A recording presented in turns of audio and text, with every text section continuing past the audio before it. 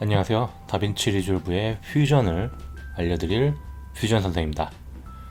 자, 여러분 아시다시피 이번에 다빈치 리졸브 17 버전이 최근에 이제 나오게 되면서 퓨전에 추가된 기능 중 가장 눈에 띄는 부분인 이 쉐입 부분에 대해서 제가 설명을 해드리도록 할게요.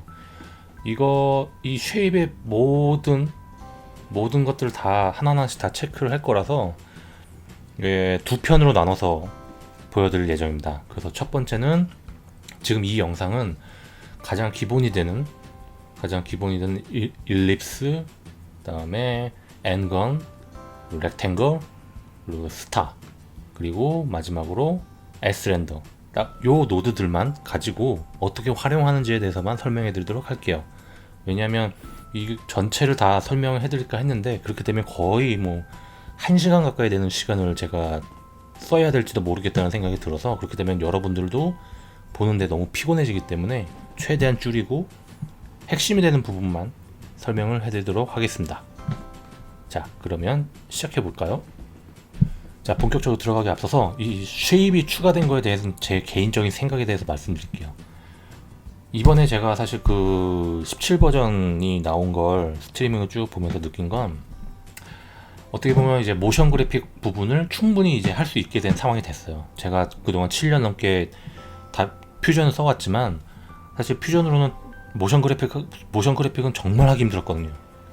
그래서 그러다 보니까 어쩔 수 없이 그런 부분 애프터 이펙트에서 작업을 했는데, 근데 이번에 퓨전에 지금 이 쉐입 기능이 추가가 됨으로 인해서 어떻게 보면 두 갈래로 확실하게 나눠질 수도 있을 것 같아요. 그러니까 레이어 기반의 모션 그래픽은 애프터 이펙트로, 그리고 노드 기반의 모션 그래픽은 퓨전으로, 이렇게 양분해서 나뉘지 않을까라는 생각, 전 제 개인적인 생각은 해요.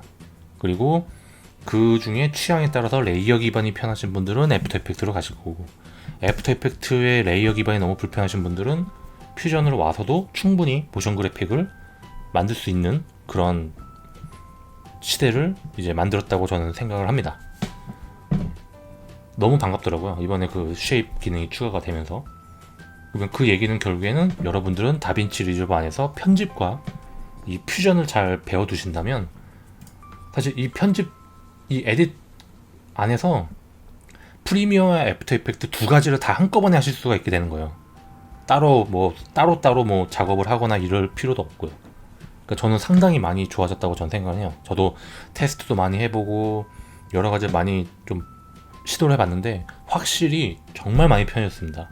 그렇기 때문에 여러분들도 제가 앞으로 만드는 영상들을 계속 봐보시면서 퓨전에 대해서 많이 익숙해지신다면 애프터 이펙트만큼 또는 그 이상의 그 퍼포먼스를 충분히 다빈치 리졸브 안에서도 만들 수 있을 거라고 생각을 해요.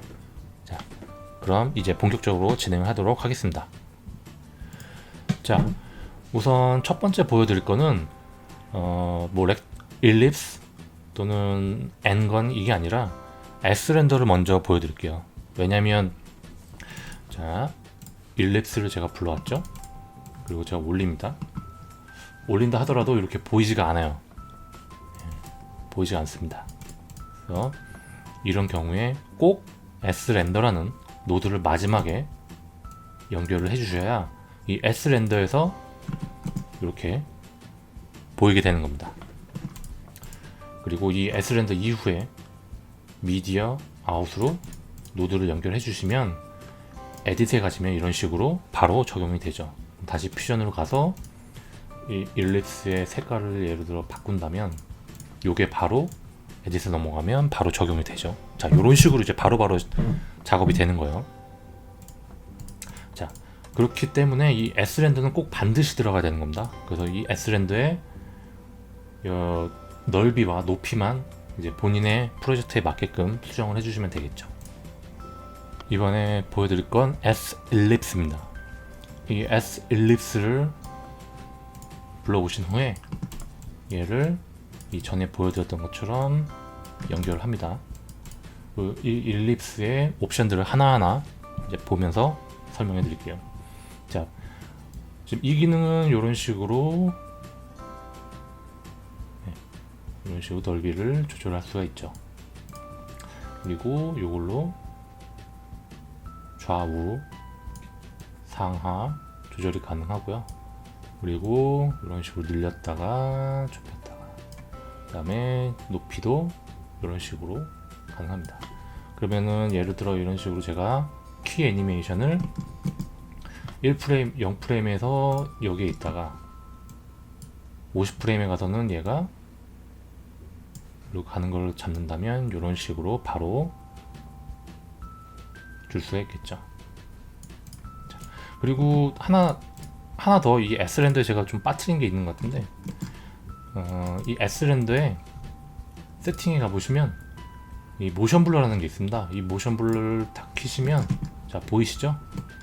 애니메이션 들어가게 되면 전 프레임과 다음 프레임을 계산을 해서 그 사이에 그 거리를 계산해서 그만큼 블러를 넣는 겁니다. 그래서 만약 모션 블러가 필요하다면 여기서 이렇게 모션 블러를 넣고 퀄리티를 올리시면 조금 더 이런 식으로 부드럽게 모션 블러가 먹죠. 자, 이처럼 이렇게 모션 블러가 들어갑니다. 근데 사실 이건 완전 정확하게 모션 블러가 들어간 건 아니라서 사실 그렇게 추천드리진 않아요. 자, 어쨌든 다시 끄고, 자, 그래서 일립스는 이렇게 움직일 수 있고요. 그 다음에 스타일에 가시면 내가 원하는 컬러 색으로 바꿀 수가 있습니다. 이런 식으로, 네, 이런 식으로 바꾸시면 돼요. 네, 이게 답니다. 일립스는. 자, 다음 보여드릴 건 N건입니다. N건을 불러오시고 N건을 또 S렌더에 연결을 하죠. 그럼 기본적으로 이렇게 육각형이 나타나죠. 자, 그럼 여기 하나 볼게요. 이 사이즈는 올리시면 이렇게 끝 꼭지점들이 이렇게 늘어나는 걸 보실 수가 있죠. 자, 그리고 보더 넓이를 이렇게 또 조절을 가능하시고요. 근데 여기서 지금 보시면 이 원형, 이 원을 넘어가게 되면 그때부터는 끝에 가장자리가 부드럽게 약간 커브 형식으로 바뀌게 되죠. 커브 형식으로 바뀌었는데, 이 커브 형식을 각지게 바꾸고 싶다 그러면은 여기 있는 보더 스타일을 이런 식으로 여러분이 원하는 식으로 이렇게 바꾸시면 돼요. 네, 이런 식으로 바꿔서 하시면 됩니다. 이것도 마찬가지로 이 밑에 있는 옵션으로 좌우, 위아래, 그 다음에 넓이, 높이, 그 다음에 회전까지도 가능하죠. 그러면 예를 들어 첫 번째 프레임에 가서 앵글의 키를 살짝 이렇게 주고, 끝 프레임에 가서 이 정도 프레임에 가서 이렇게 주면 이렇게 돌아가는 애니메이션이 되겠죠. 자, 그럼 이 돌아갈 때 아까 보여드렸던 것처럼 S렌더에서 모션 블러를 키게 되면 이처럼 모션 블러가 들어가게 되는 거죠. 네, 이렇게 하시면 됩니다. 그리고 스타일에 가시면 일립스와 마찬가지로 또 색을 바꿀 수가 있죠. 네, 이렇게 쓰시면 됩니다. 자, 이번에 보여드릴 건 S 렉탱글입니다. 렉탱글은 아시다시피 사각형이죠. 그래서 얘를 또 S랜드에 연결하죠. 그래서 이 렉탱글 같은 경우에도 보더를 통해서 이렇게 크기를 조절 가능하고요. 모션 블러가 켜져 있습니다. 자, 다음 보더 끝 꼭지점을 이렇게 또 바꿀 수가 있습니다. 네, 이렇게 쓸 수가 있죠. 이것도 마찬가지로 좌우, 위, 아래, 넓이, 높이, 그 다음에 이 코너 레디어스는 이렇게 코너에 있는 꼭지점을 더 스무스하게 부드럽게 바꾸는데 사용이 됩니다.